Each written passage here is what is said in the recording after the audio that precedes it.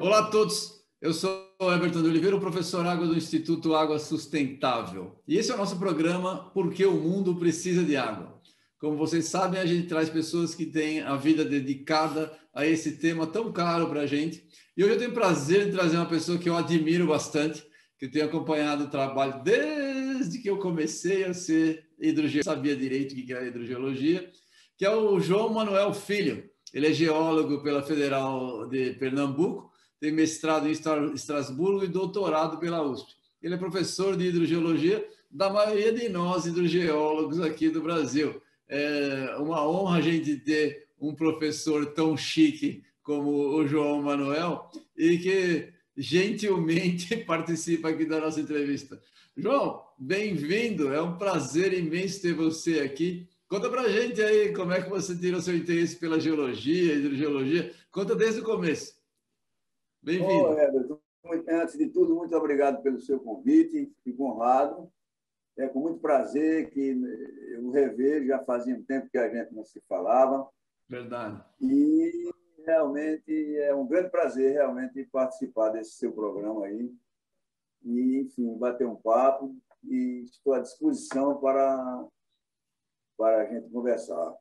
Você sabe, já tive a oportunidade de falar, acho que foi no 17º Congresso da Abas, lá em Bonito, né? A gente Sim, apresentou foi ótima aquela palestra. Eu uma fiquei muito palestra lá feliz. sobre a história da hidrogeologia no Brasil. Isso. E ali, já naquela época, a gente, quer dizer, eu tive a honra de ter participado, de fazer parte, né, dos primeiros hidrogeólogos do Brasil, pioneiros, né?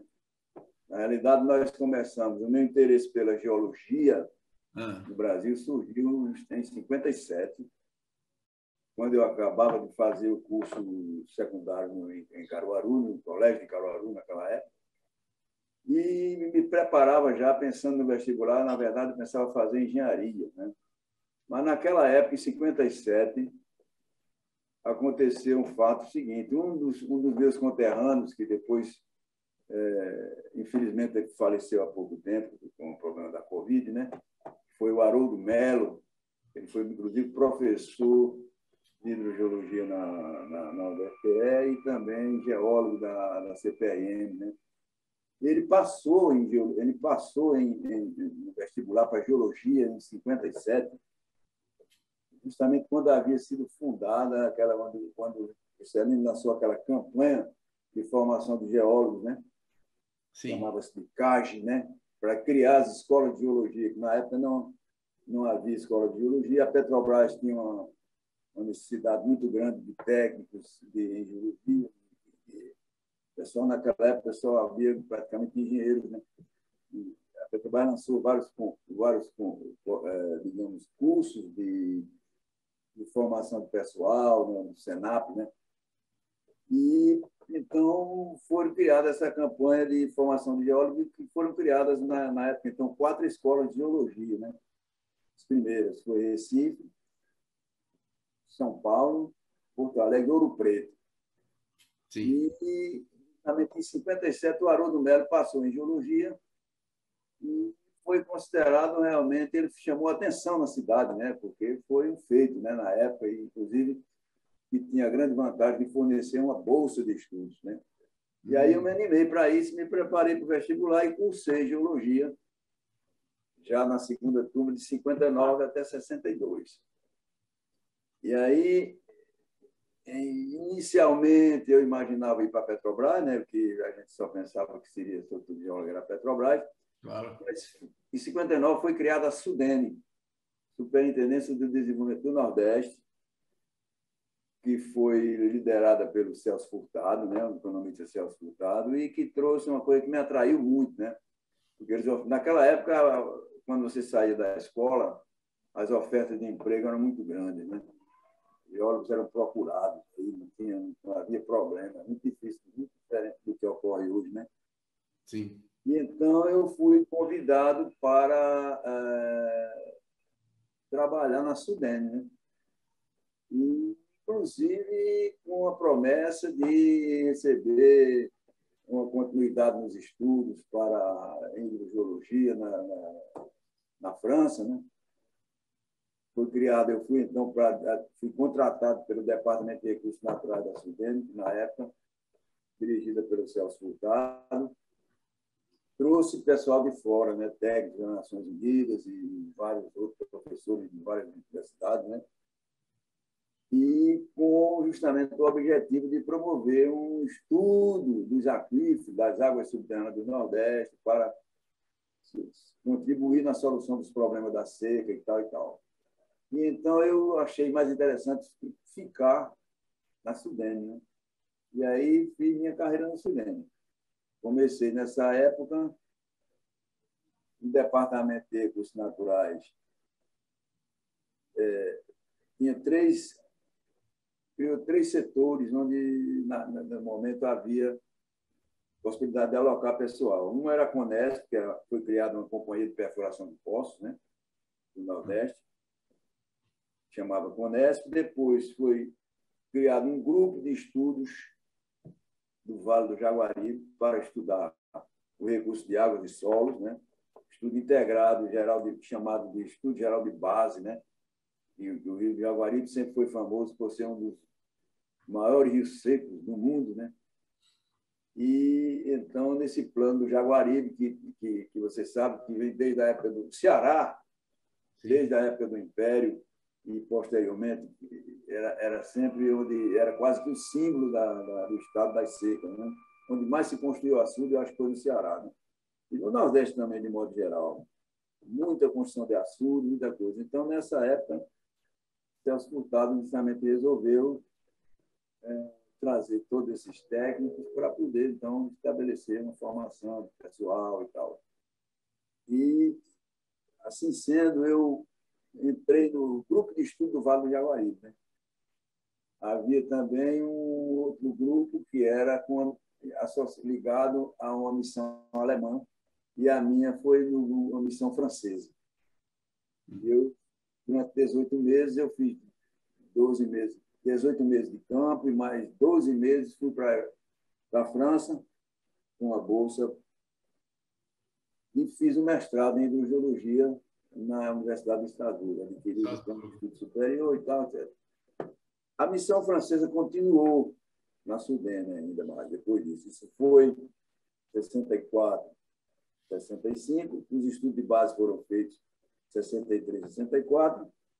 64, 65, eu fiz meus estudos na França e, na volta, dei continuidade com inicialmente, voltei à divisão de hidrogeologia, onde, então, os franceses propuseram um novo plano, que seria o plano de uma bacia-escola de hidrogeologia. Quer dizer, a hidrogeologia ainda não era ensinada nas universidades, né? Então, foi criada essa bacia-escola de hidrogeologia, justamente com o objetivo de formar pessoal rapidamente, pessoal de nível superior e aperfeiçoar o geólogo, né, na hidrogeologia e formar pessoal de nível médio. E foi escolhida a Bacia Potiguar, né? Nessa Bacia Potiguar, na época, já 66, né, o DNPM, que nessa época não existia ainda a CPRM, era o DNPM.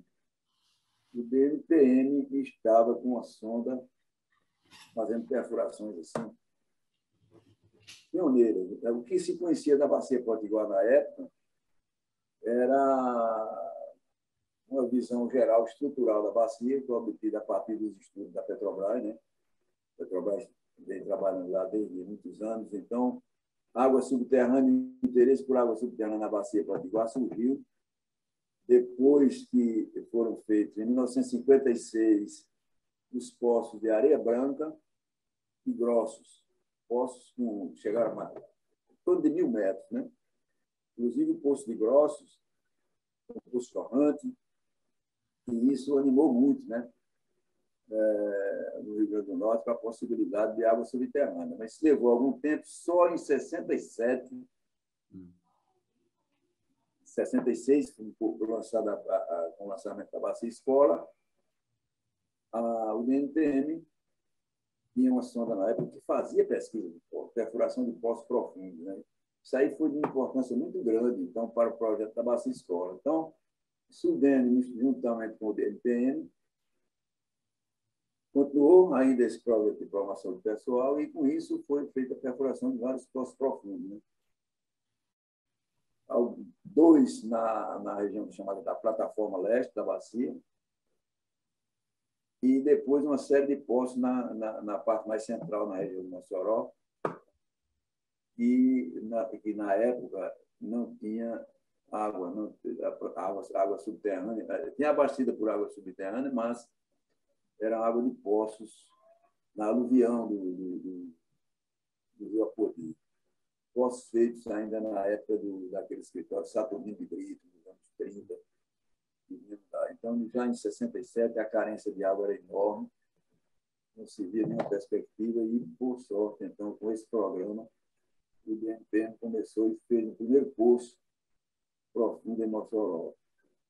Esse poço, com profundidade de 900 metros, ele captou o aquífero sul, confinado, profundo, e foi um sucesso extraordinário, porque foi um poço que foi jorrante, né? Um poço jorrante com água quente, né? Uma carga de 26 metros, jorrando 96 metros por hora, a uma altura de uma carga hidráulica de mais 26 metros. Né? Aí, daí, continuou a sequência de poços e aí começou a explotação de água subterrânea no Rio Grande do Norte, né? Na Bacia Potiguar. Foi aí que começou propriamente o desenvolvimento da explotação de água subterrânea na Potiguar. Eu continuei na SUDENE, né, até 70, né, porque, infelizmente, em 1970, a SUDENE deixou de ter aquelas prioridades e houve um desistimento muito grande e o pessoal começou a sair, né, por para as universidades. Não sei se quero deixar agora você fazer alguma pergunta, não sei onde deu parar. Essa história é interessante. Aí depois você foi, mas aí você foi, de lá você foi para a universidade. De lá saíram para a universidade. Nessa época eram colegas meus que você conhece muito bem, o Aldo Rebouças, que é a figura mais conhecida, né, na hidrogeologia, né, porque era ligado a Abas, ao Sul e tal. Sim. E que saiu da SUDENE e foi para a universidade, mas ele ficou pouco tempo, porque logo depois ele foi chamado para a USP, foi convidado pela USP, e aí foi para a USP, né, para a Universidade de São Paulo, onde criou a CEPA, né, ele foi diretor né? Você aí, essa aí é exatamente sua praia, né? Onde você eu cresci lá na USP, né? Eu saí de lá. Pois é, e eu saí da SUDENE e fui para a universidade, em 72, Universidade Federal de Pernambuco, onde, para dar continuidade, eu já havia sido criado o curso de mestrado, né? E construímos também um laboratório de hidrogeologia, no qual a gente, com muita dificuldade, conseguiu fazer. Muita dificuldade para fazer pesquisa, muita dificuldade, porque na minha época de geólogo, que eu fiz geologia, nós éramos verdadeiros geólogos de campo. As aulas, a grande maioria das aulas, tinha um período grande de aulas de campo, né? E depois disso daí, quando a gente foi para a universidade, até ônibus que existia da escola antiga, foi cortado, desapareceu e ninguém viu mais, né, possibilidade de ir a campo. Então, dificultou, inclusive, criou uma descrença muito grande, uma tristeza muito grande, mas também, com o avanço da tecnologia, surgiu a possibilidade de fazer os vídeos, né, de fazer geologia, aula de vídeo, fazer viagem, fazer vídeos e filmes e trazer para você assistir a aula virtual, né? Eu acho que isso continua até hoje, né? Essas dificuldades a gente não conseguiu superar ainda não, pelo menos aqueles velhos tempos que a gente imaginava que pudesse continuar. E eu sinto muita falta disso, né? Isso, num certo sentido, eu tenho minhas frustrações, né? Porque, na verdade, me parece que nós estamos numa situação, evidentemente já evoluímos muito, já se aproveitou muita água subterrânea no Nordeste, continua aproveitando, né? as cidades, mas só que acontece o seguinte, a gente ainda parece que não criou, falta criar uma consciência de que as águas subterrâneas, como as águas em geral, os nossos mananciais, recursos hídricos, superficiais e subterrâneos, eles são limitados, eles são dependentes da chuva. Naquela época, a gente começava a estudar o quê? Reservas, né? As reservas de água subterrânea, baseado nas profundidades das bacias sedimentares. Na Amazônia tem locais que chegam a 10, 12 metros, 11 mil metros, 5 mil metros. E os estudos que foram feitos, muitos dos estudos que nós fizemos do Brasil, mostram, em geral, e no Nordeste em particular, volumes muito extraordinários de água subterrânea acumulada, né? Aquelas nossas chamadas reservas permanentes, né? Sim. Reservas permanentes, recursos de reserva permanente, e as reservas renováveis, recursos reguladores, etc., que seriam renováveis. Acontece que hoje, né, nós já tivemos uma experiência de quase 50 anos de explotação de água subterrânea no Nordeste. Eu realmente acompanhei de perto toda essa evolução, principalmente na Bacia Potiguar, na Bacia do Cariri, né? Principalmente nessas duas bacias eu acompanhei, e vi o que aconteceu. Essas águas realmente prestaram um serviço extraordinário, ainda continuam abastecendo, produzindo alguma irrigação, mas estão deixando como sequelas contaminações sérias, né? Porque os recursos são limitados. E outro problema que se agravou, a meu ver, para o qual a gente, durante muitos anos, nunca esteve atento, né, é essa velha questão das mudanças climáticas. Né? Dos 10 anos para cá, estouraram na mídia, no mundo inteiro, né? E ainda tem gente que acha que não é, entendeu? Tem gente que discorda e tal, entendeu? E nós continuamos, rapaz, no Brasil hoje, eu me sinto realmente chocado com o que eu vejo, por exemplo, em termos do que realmente os pecados que nós estamos cometendo com relação à degradação do ambiente, à degradação ambiental. Viu? Não é brincadeira, não. Eu tive, para essa conversa com você, eu tive dando uma olhada na algum dado do INPE. A Amazônia Legal já teve desmatada até 2021 mais de 600 mil quilômetros quadrados. Não é brincadeira, não. Mais de 500 mil quilômetros quadrados foram desmatados no período de 78 até 2004. De 2004 para cá, século XXI, a gente ainda... Olha, eu me lembro que em 1972 eu fui a um congresso de geologia de Belém, inclusive com o colega Blay e tal. Já naquela época, a gente viajou e a gente se chocou, né? Ficou chocado com a quantidade de áreas desmatadas que a gente via naquela época. Quer dizer, que era como se fosse um recurso infinito. Já em 72, imagina. Lá para cá, nós tivemos, pelos dados que eu observei agora há pouco, no século XX, no final do século XX, nos últimos 20 anos do século XX, nós desmatamos mais de 500 mil quilômetros quadrados. Século XXI, já depois da conferência da Rio de 92, já de todos esses conhecimentos, de todas essas advertências com relação a mudanças climáticas, né, que a gente vem falando já desde tempo, tá, né, no mundo, sim. Nós ainda tivemos, de 2004 para cá, 180 mil quilômetros quadrados. Isso dá uma média hoje em dia ainda de 10 mil quilômetros quadrados por ano. Então, com isso, nós estamos acelerando as mudanças climáticas. Hoje, por exemplo, eu estou para esperar agora, nós estamos aguardando as normais climatológicas de 91, 2020. Não sei se o INPE, o INMET, né? INMET, quando é que vai publicar essas normais, né? Porque nós tivemos dificuldade até com o censo, né? O censo demográfico, agora que está se... 2 anos de atraso. Vou fazer uma pergunta para você. Você mencionou o Blay, né? Mencionei Blay. Mencionou o Blay. Conta aquela história que eu sempre gosto de ouvir, que é a história de todos os seus contemporâneos, um grupo grande que formou hidrogeologia junto com você lá na época, se formou e estudou em hidrogeologia e que foram para todas as escolas do Brasil. Saiu aí do grupo de Recife, o Aldo, você mencionou, o próprio Blay, você. Conta para a gente, essa história é muito legal, porque quem não te viu lá contando essa história em Bonito, pode ouvir de novo, por favor.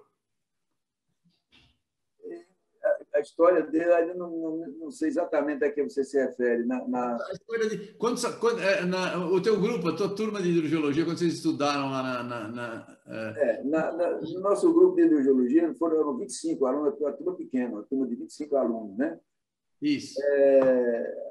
Uma boa parte foi para a Petrobras e outra ficou na Sudene. E o pessoal que ficou na Sudene, entre esse pessoal, eu fiquei, você conhece bem, o Aldo e o Blay, né? Sim. O Zé Pompeu também, não sei se você conhece Pompeu. Saiu depois daqui da Sudene, foi para o IPT, fez hidrogeologia no IPT. E o Aldo foi para a USP e o Blay saiu da hidrogeologia para a geotectônica, né? Isso. E hoje já se consagrou como professor de geotectônica no... Mas o Valdir não estava lá, o Valdir e o Walter não eram de lá também? Sim, tem o Valdir e o Walter. O Valdir ficou aqui também no Nordeste. Ficou. Onde eu fiquei também. E o irmão dele, o Walter, foi para o Rio de Janeiro um tempo, depois para Minas Gerais. É verdade, em Minas Gerais. Em Minas Gerais, essa aí, essa assim que esse pessoal foi. Tem um outro colega, mas já de turma mais antiga, que era o Valdemir Cruz, foi para Minas. Um outro colega, esse já mais novo do que eu, Adelmani Braz, não sei se você conhece. Claro, é muito conhecido também ainda, né? O Minas... Braz foi para Minas. Manuel Nazareno era outro colega que foi para Minas, tinha uma empresa de perfuração, né? Ele se tornou empresário, né? Ele tinha, parece que até frigorífico e tal, e felizmente, acho que por volta de 2009 ele veio a falecer, né? Já é falecido. Da minha turma, para você ter uma ideia, de 25 já se foram 11. Restam 14 ainda. Entendeu? E nós, naquela época aqui, eu próprio também recebi proposta para ir para São Paulo. Né? O Aldo mesmo queria que eu fosse. Tinha lugar para mim na USP, né? Mas eu preferi ficar aqui. É verdade, Mas... Você não larga Recife, né? Não, eu não largo Recife, não. Eu tive uma experiência de 1 ano na OEA, Organização do Estado Americano, no Equador, né? Convite do colega Nelson da Franca. Nelson da Franca foi um outro colega que saiu hidrogeólogo, né? Inclusive teve uma participação, ele foi para a OEA, depois para a Unesco, teve uma participação importante na Mapa Hidrogeológico da América do Sul, né? Projeto Guarani também. Isso aí você acompanha, conhece bem o Nelson também, né? Sim, conheço. Nelson é um dos colegas contemporâneos da hidrogeologia. Agora, até há pouco, ele acabou de fazer apresentar um histórico da vida dele. Circulou por 185 países. Nossa! Incrível, né? Conheceu o mundo inteiro, né? Incrível! Estava contando para os netos. Eu tive a oportunidade de trabalhar com o Nelson. Já só de falar já me dá inveja. Uma inveja boa. Rapaz, é incrível. Né? Eu conheci uns poucos países também por influência dele. Eu trabalhei com ele, trabalhamos juntos na Argélia.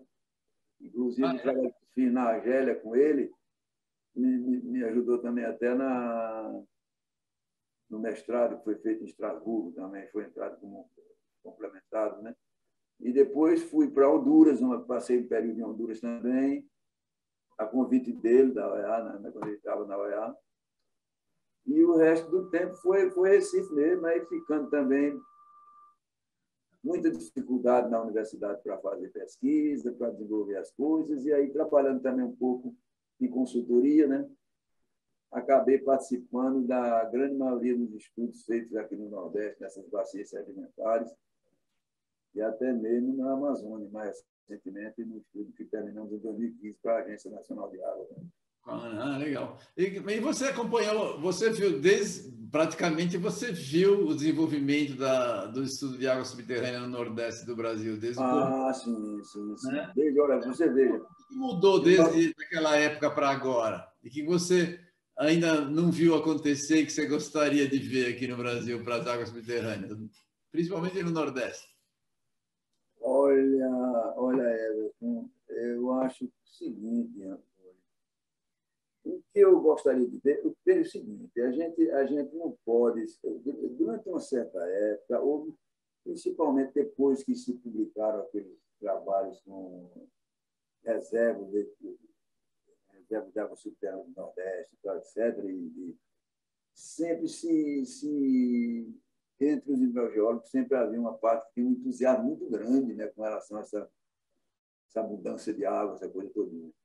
Então, eu Sim, acho que a água subterrânea tem dado uma contribuição, mas é uma contribuição limitada, porque o nosso grande problema é o seguinte: as águas são recursos limitados e a gente tem demandas que estão sempre crescentes. Naquela época, você vê, em 70, meu primeiro trabalho de hidrogeologia no Rio Grande do Norte, primeiro não, porque já sucedendo a Bacia Escola, porque eu já sou pioneiro desde 66.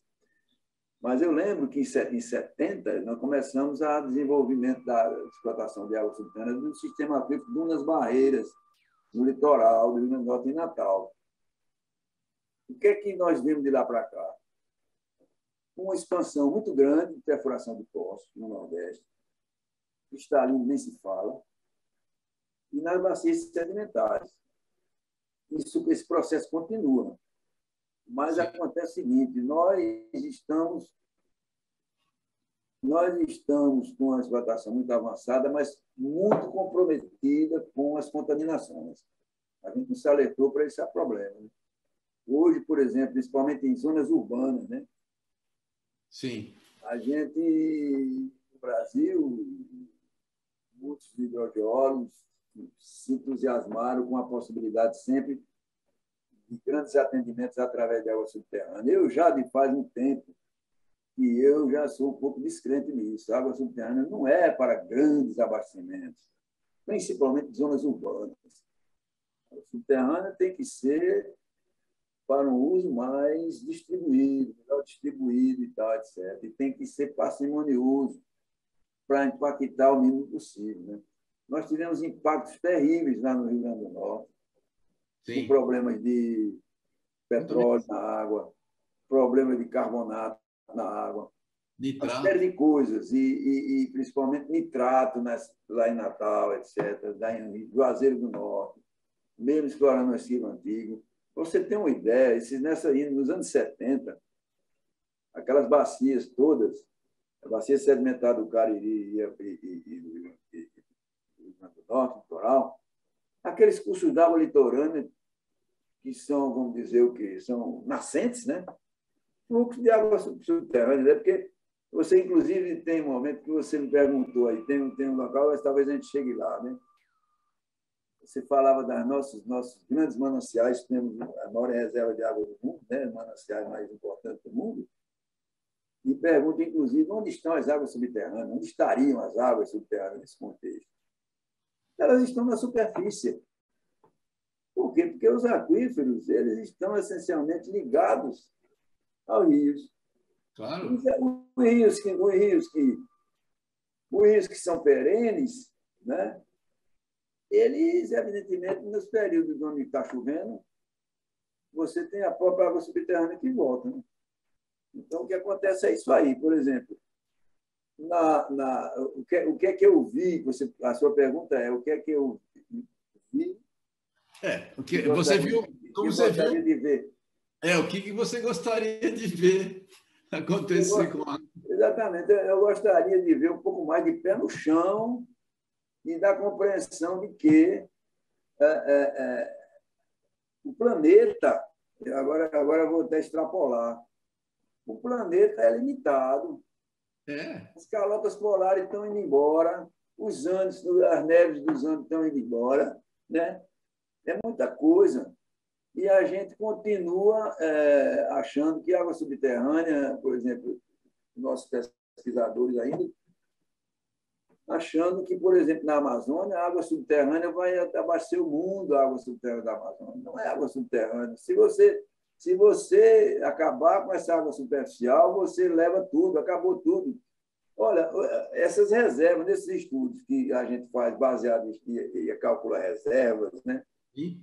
Você tem, por exemplo, na Amazônia, pegando por baixo, até 500 metros de profundidade, né? E fala-se muito ao pé do chão e não sei o quê e tal, e o grande sistema aquífero amazônico. Eu realmente estudei, participei de um estudo da ANA que terminou em 2015. E as conclusões que eu obtive foram o seguinte: a água subterrânea, as reservas de água subterrânea são monumentais. Até 500 metros você estima, vamos dizer, mais de 120 mil quilômetros cúbicos de água subterrânea. Mas é uma água que está praticamente estacionada, porque a renovação da água, o ciclo de recarga, ele ocorre, a água volta todinha para o rio. Você tem praticamente 7, 8 meses, onde chove 15 a 20 dias por mês. Depois tem um período de estiagem, né? 4, 5 meses. Essa água volta todinha para o rio. A velocidade que a gente estimou de descarga subterrânea mesmo, né? Porque um aquífero, a água subterrânea mesmo aproveitável, renovável, e é aquela que circula normalmente e que vai para os reservatórios, né? Nesses rios, pelo menos na Amazônia, os reservatórios já são os próprios rios, né? Hoje você vê, eu estive vivendo agora um problema interessante agora no Paraná, Minas Gerais, está vendo no Globo Rural. Os agricultores lá da Serra Catarinense, da Serra do Espírito Santo, estão agora recuperando fontes de água subterrânea. Através de quê? De um problema que eles chamam de barraginhas e reflorestamento. Então, é o seguinte, a consciência que a gente tem que ter é que a gente tem que, já devia ter começado a reflorestar, porque tem que reflorestar para poder voltar à água subterrânea. Volta. E a gente ter uma sustentabilidade e ter que isso limitado, partir para o racionamento, por respeito ao meio ambiente, né? Porque hoje você vê, por exemplo, Urucuia é um dos locais onde está maior esse agronegócio. Tem uma irrigação muito importante lá no Urucuia, no sistema aquífero Urucuia, que você conhece muito bem. Mas já está começando, já está impactando também os rios, né? Porque é o seguinte, aquela água do rio já é do próprio mesmo sistema. Então, se a gente tem que estabelecer, digamos, enfim, tomar uma decisão até que ponto esse agronegócio e essa agricultura vai se conformar com a água que está usando. Até que ponto a gente vai ter que fornecer água para isso, porque se os rios secarem, se faltar água, não tem não vai dar certo. Agricultura. Então, você tem que deixar alguma coisa para os rios. E se vai deixar para o rio, então tem que ver que essas grandes reservas que a gente vai ter tem que permanecer intocadas, né? Praticamente. A gente não pode ter esperança de tirar essas grandes reservas de água subterrânea, porque o impacto é demais, né? Então, essa é a consciência que a gente está tendo. Hoje, obrigado pelas evidências que aqui chegamos, né, de como se fez no meio ambiente. E sim, eu estava falando aí sobre as normais climatológicas 91, 2000, 2020. Não saíram ainda, mas eu tenho aqui, pela minha experiência, a sensação de que nós vamos ter pelo menos uma perda em termos de recarga, de renovação, de pelo menos 20% no mínimo. É muita. Já vão dar, porque é o seguinte, o que acontece? Hoje, você, por exemplo, vai estudar distribuição de chuva, fazer balanço hídrico, você pega a precipitação, 500, 600 milímetros, 700, aqui no Nordeste, 800, 1.000 milímetros e tal, em um ano. Agora, aí, esses valores estão chovendo em dias. Em janeiro choveu 900 milímetros lá em Petrópolis, parece um negócio de... É verdade. A gente vê essas coisas aqui no Brasil e vê na Alemanha, na Itália, no mundo todo, né? Você mais do que eu, né? Porque já faz um tempo que eu, de 2015 para cá, que eu praticamente estou assim, quase sem fazer nada na hidrogeologia, né? Porque o mercado também não está bom. Enfim, estamos vivendo tempos um tanto sombrios, né? Mas isso pode sinalizar, a gente sempre tem que ter esperança, né? Esperar que a coisa melhor, porque pior do que está não pode ficar, né? Vamos trabalhar para melhorar. Já dizia Tiririca, né? Não é? Deixa eu fazer uma pergunta para você sobre... Deixa eu te perguntar sobre o seu livro, o capítulo 2.1 lá no livro de hidrogeologia. O livro de hidrogeologia. Veja bem, com relação a esse livro, eu sou um pouco suspeito para falar sobre esse livro, porque eu sou parte interessada. Mas eu diria que considero que foi uma contribuição importante, muito importante, pelo fato de ter, vamos dizer, tem contribuição de 29 dos nossos geólogos, do pessoal que trabalha aí em hidrogeologia no país, né, nas universidades, na CPRM, né? Teve a contribuição de todo o pessoal, que dá um reflexo do que até onde nós, até certo ponto, chegamos, né? Sim. Com todas as limitações, porque a gente praticamente se acostumou a fazer trabalho utilizando dados secundários, dados existentes e tal, etc. Você vê o próprio Ciagas, que é um sistema maravilhoso, feito pela CPRM. Hoje tem um acervo de mais de, eu acho que já tem mais de 300 mil postos que já levam, nem sei isso quanto que é. Mas o que eu sei dizer é o seguinte, a exemplo do que acontecia na Sudene nos anos 70, onde qualquer trabalho que você fosse realizar, você tomava como referência um inventário hidrogeológico básico, feitinho para 500.070. Veja, de lá para cá, se nós tivéssemos continuado aquela política, o que é que nós já não poderíamos ter produzido em termos de cartografia hidrogeológica? Isso parou no tempo. Eu vejo, por exemplo, mapas da CPRM, mapas potenciômetros, projetos novos, recolhendo os dados, etc. Mapas aparecendo com potenciometrias de 30 anos, 40 anos atrás.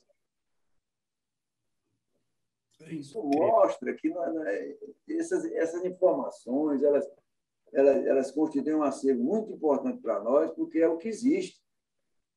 Mas falta muito a gente evoluir ainda, porque é o seguinte, nós hoje temos a possibilidade de fazer coisas muito interessantes e dar uma continuidade. Enfim, eu sinto falta de uma política de Estado. O Brasil vem sentindo falta, desde a época do IFOX, desde o Império. Até hoje a gente não se acertou. Quando começa a criar um negócio, houve aquela época, depois do IFOX, criou o DENOX, foi um boom, trouxe cientistas do mundo inteiro para estudar, para isso, para aquilo. Pouco tempo depois, mudou o rumo. A Sudene também veio com o mesmo propósito, nos anos 60, 70. Também desapareceu. O DNPM já mudou, conflitos com o CPRM. Depois, mudam o nome das autarquias, instituições, né? Não tem mais IFOX, agora é IFOX, agora vai, depois não é mais IFOX, é Sudene, depois é ANEL, né? Depois criaram as agências mais recentemente, né? Antes era o DNPM, a ICPRM, depois as agências. A Sudene criada em 59, já em 70 começou a demandada de técnicos, e depois continuou na mão só dos governadores e dos políticos. Em 2001, Fernando Henrique fechou. E hoje a gente no país não vê falar de outra coisa que não seja as benesses e sempre, que hoje são cada dia mais chocantes, das pessoas que estão na chamada política, né? E nós sabemos que, infelizmente, não tem para onde correr. As soluções para o país têm, evidentemente, que passar por aqueles que representam a vontade popular, né? Não é isso que dizem, né? A democracia, né? Então, tem que ser através disso aí. Mas, realmente, a governança política, né? Não vou fazer propaganda aqui, não, mas poderia dizer o seguinte, me parece, por exemplo, Ciro Gomes tem muita porque não são pessoas, entendeu? Mas eu acho que são ideias. Eu acho que o Ciro Gomes, por exemplo, ele está trazendo, escreveu o livro dele, eu li o livro, gostei muito, Plano Nacional de Desenvolvimento, quer dizer, no estilo JK, né? Eu fico triste quando eu vejo, por exemplo, a história de JK no Brasil. Porque JK fez 50 anos em 5, foi um nome extraordinário. E ele realmente demonstrou, e você for analisar, você vê que foi feito. Faltou continuidade para isso. Faltou voltar ao JK 65. Infelizmente, não deu. E de lá para cá, a gente vem aos trancos e barrancos. Então, o que o Ciro está falando é o seguinte, não vamos falar em pessoas, vamos falar em governança política. Vamos governar com aquelas pessoas que a população escolhe, né? Agora, só que a nossa população tem sido deixada de lado desde todos os tempos e a nossa educação, quando você se compara com a Coreia em 60, com a China em 60, você vê os quilômetros de distância que esses países avançaram em relação a nós. Por quê? Porque a nossa educação foi deixada desamparada. Eu vivi esses anos todos na universidade muito triste, entendeu? É verdade. Esse é o nosso mal, e todo mundo reconhece isso. Se a gente não passar por isso, entendeu? O Ciro está dizendo que quer fazer do Brasil, se for eleito, uma Espanha daqui a 30 anos. Isso é uma meta. Isso é uma coisa importante. Então, aí ele fala, como é que eu vou alcançar essa meta? Né? O João Kennedy queria a Lua. Como é que faz? Vocês é que sabem como é que faz, né? Então, vamos educar as pessoas, vamos criar pessoas nas creches. Você vê agora essas chuvas aqui no Recife, mataram 129 pessoas nos morros, né? Sim, horrível. As crianças na rua, não tem creche, não tem nada. Então, é o seguinte, como hidrogeólogos e tal, como técnicos, o que é que a gente pode desejar mais se ter tanta carência, né? Tem que, mais uma vez, recomeçar. A gente tem que ter sempre a esperança de recomeçar, mas recomeçar, porque nós temos vivido, na minha história de hidrogeólogo, eu tenho visto o quê? Os chamados voos de galinha, né? Isso, a história das águas é essa aí. Aquela esperança vai e cai, e cai. É verdade, é verdade. É Deixa eu fazer isso. uma pergunta para você. Você mencionou recomeçar. O que o João Manuel de hoje teria para dizer para o menino João Manuel se ele pudesse voltar no tempo? O que você daria de conselho para o menino João Manuel? Eu não sei, talvez tivesse entrado na política, sei lá. Entrar na política, João, vai para a política. Não estuda geologia. Eu ter voltado com uma vocação para político, mas com vocação para político mesmo, né? Para político e tal, porque como hidrogeólogo, enfim, eu acho que eu fiz o que pude, né? Dei a minha contribuição, voltei. Agora não sei se voltaria para ser hidrogeólogo, não.